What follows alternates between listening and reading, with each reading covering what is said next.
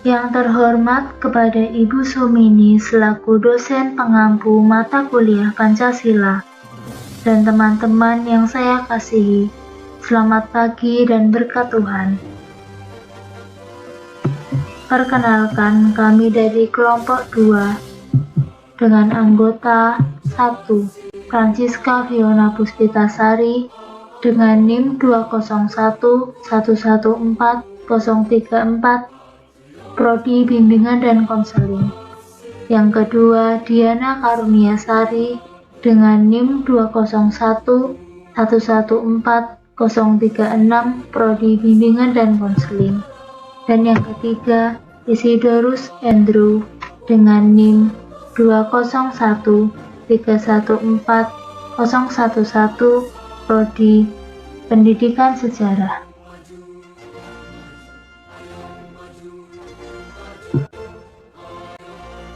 Pada hari ini, kami akan mempresentasikan hasil diskusi kami dengan judul Tinjauan Pancasila Secara Historis.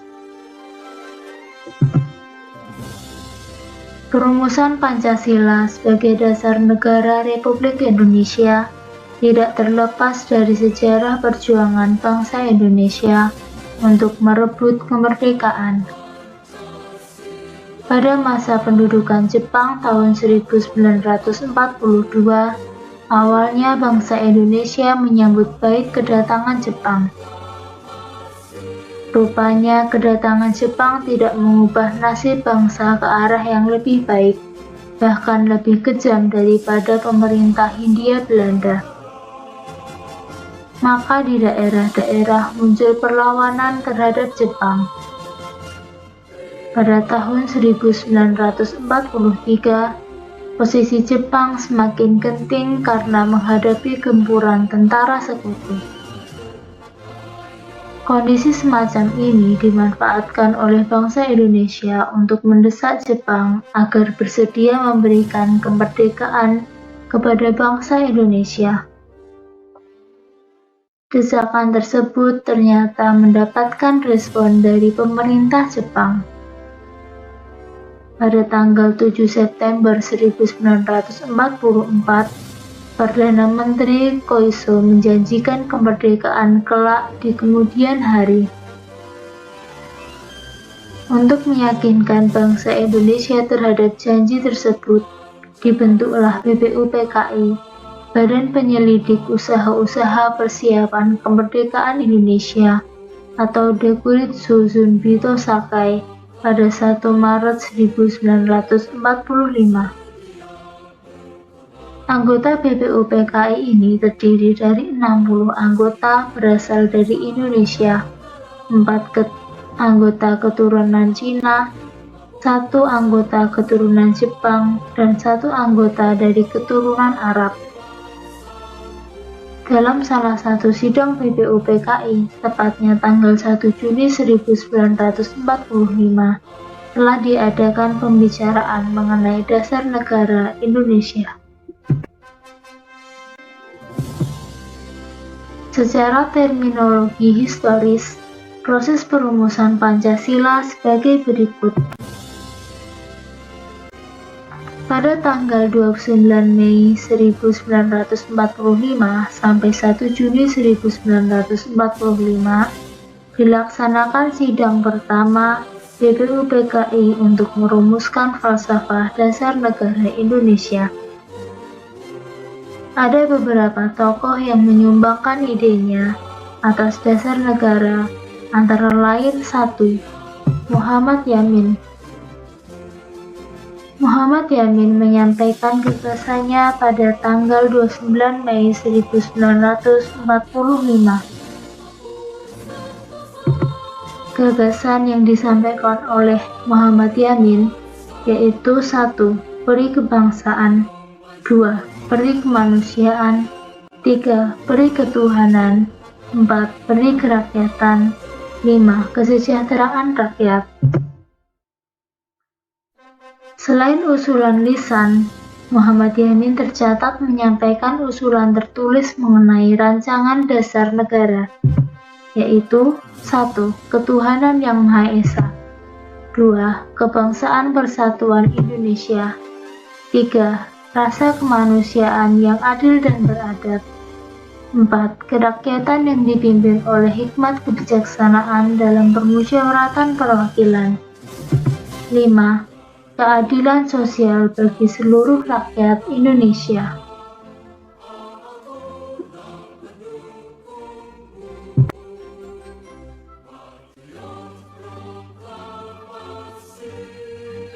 Tokoh selanjutnya yang menyampaikan pendapat mengenai dasar negara ialah Supomo. Pada 31 Mei 1945, beliau mengemukakan pendapatnya mengenai dasar negara. 5 rumusan dasar negara tersebut yaitu 1. Persatuan, 2. Kekeluargaan, 3. Keseimbangan lahir dan batin, 4. Musyawarah, 5. Keadilan rakyat. Beberapa hari tidak mendapat titik terang. Pada 1 Juni 1945, Soekarno mendapat giliran untuk menyampaikan gagasannya tentang dasar negara Indonesia Merdeka.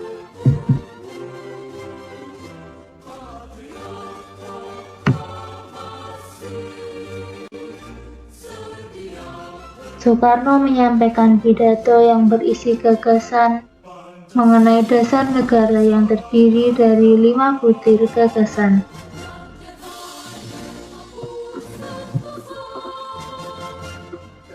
Gagasan itu yaitu 1.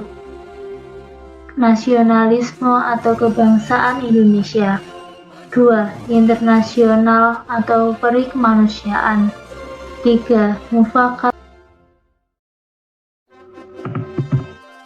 Pancasila sebagai dasar negara. Pada tanggal 17 Agustus 1945, setelah upacara proklamasi kemerdekaan, datang beberapa utusan dari wilayah Indonesia bagian timur. Mereka semua berkeberatan tentang rumusan Pancasila dalam Piagam Jakarta. Pada sila pertama Pancasila yang sebelumnya berbunyi, ketuhanan dengan kewajiban menjalankan syariat Islam bagi pemeluk-pemeluknya. Kemudian pada sidang PPKI 1, 18 Agustus 1945, Bung Hatta memberikan usul mengubah kalimatnya menjadi ketuhanan yang Maha Esa. Sehingga pada sidang PPKI pertama itu, Pancasila ditetapkan sebagai dasar negara Indonesia. Pancasila secara historis. Penjelasan di atas merupakan sejarah lahirnya Pancasila dan sejarah proses perumusan Pancasila sebagai dasar negara. Nilai-nilai Pancasila yang sudah ada dalam adat istiadat, kebudayaan, dan agama yang berkembang dalam kehidupan bangsa Indonesia sejak zaman kerajaan dahulu. Misalnya, sila ketuhanan sudah ada pada zaman dahulu, meskipun dalam praktik pemujaan yang beraneka ragam, tetapi pengakuan tentang adanya Tuhan sudah diakui. Presiden Soekarno pernah mengatakan jas merah, yang artinya jangan sekali meninggalkan sejarah. Pernyataan tersebut mempunyai makna penting untuk membangun kehidupan bangsa yang lebih bijaksana di masa depan, dan juga mengingatkan bangsa kita akan komitmen nasional untuk memelihara persatuan dan kesatuan bangsa. Melalui pendekatan historis, Diharapkan kita dapat berperan secara aktif dan arif dalam berbagai kehidupan bangsa dan bernegara, serta berusaha menghindari perilaku yang bernuansa mengulangi kesalahan dalam sejarah kembali. Memotivasi kita untuk mengisi kemerdekaan dengan membangun bangsa dan negara, serta jangan pernah melupakan dan meninggalkan hakikat dasar perjuangan yang sudah diletakkan dan dicerminkan dalam setiap sila-sila Pancasila.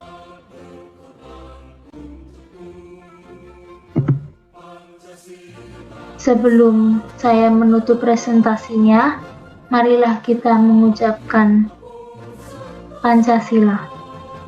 Pancasila. 1. Ketuhanan yang Maha Esa. 2. Kemanusiaan yang adil dan beradab. 3. Persatuan Indonesia. 4.